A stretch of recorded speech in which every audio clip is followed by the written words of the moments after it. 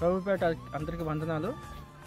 ఈ యొక్క ఏజెన్సీ ఏరియాలో సువార్త కొరకు ఈరోజు రెండవ రోజు జూరేవుల అనే గ్రామానికి మేము వచ్చాము.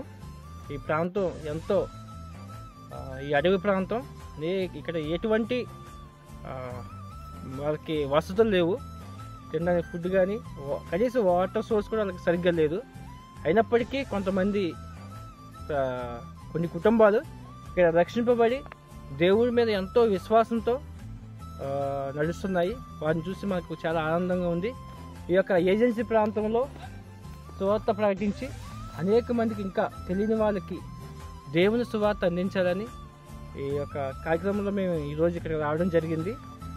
ఇక్కడ కొన్ని కుటుంబాలు ఇంకా దేవుని తెలియక క్రీస్తు త్యాగం తెలియని వారు చాలా కుటుంబాలు ఇంకా ఉన్నాయి ఇక్కడ. వారికి కూడా మేము ఈ క్రీస్తు రక్షణ మార్గాన్ని వాళ్ళకి తెలియపరచాలని, ఈ యొక్క యేసుక్రీస్తు ఈ భూమి మీదకి ఎందుకు వచ్చాడు, ఏ కారణం చేత రావడం జరిగింది అనే విషయాలు మా టీమ్గా కొంతమంది సహోదరులతో ఇక్కడ రావడం జరిగింది.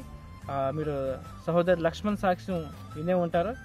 ఆ తమ్ముడు చెప్పిన సాక్ష్యాన్ని బట్టి మాకు చాలా ఒక దేవుడు చేసే అద్భుతాలు ఏ విధంగా ఉంటాయి అనేది మేము ప్రత్యక్షంగా చూసాము.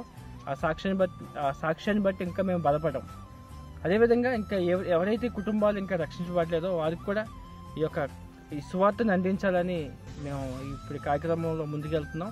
మీరు కూడా ప్రార్థన చేయండి. అదేవిధంగా ఇంకా ఈ కార్యక్రమం ఇంకా ముందుకు సాగాలని మేము మా టీం కూడా అనుకుంటున్నాం. ఎందుకంటే ఈ ప్రాంతం చూసినప్పుడు చాలా బాధేస్తుంది.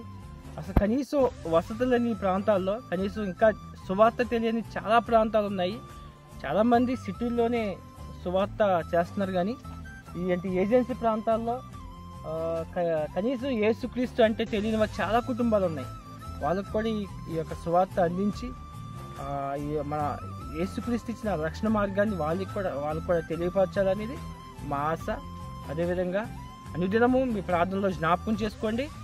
ఏదైతే మేము ఈ సువార్త 3 రోజులు ప్రకటిస్తున్నామో విన్నవారు ఖచ్చితంగా ఈ మార్గాన్ని అనుసరించాలని, క్రీస్తు త్యాగాన్ని వారు కూడా తెలుసుకోవాలని, విన్నవారు విన్నట్టే కాకుండా మేము చెప్పిన వాక్యాన్ని వాళ్ళ హృదయంలో చేర్చుకోవాలని మీరు ప్రార్థన చేయండి.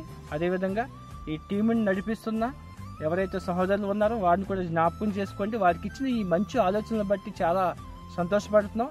ఇక ముందు కూడా ఈ కార్యక్రమాన్ని ముందుకు తీసుకెళ్ళడానికి దేవుడికి వారికి మంచి జ్ఞానం ఇచ్చేలాగానే ప్రార్థన చేయండి. వందనాలు.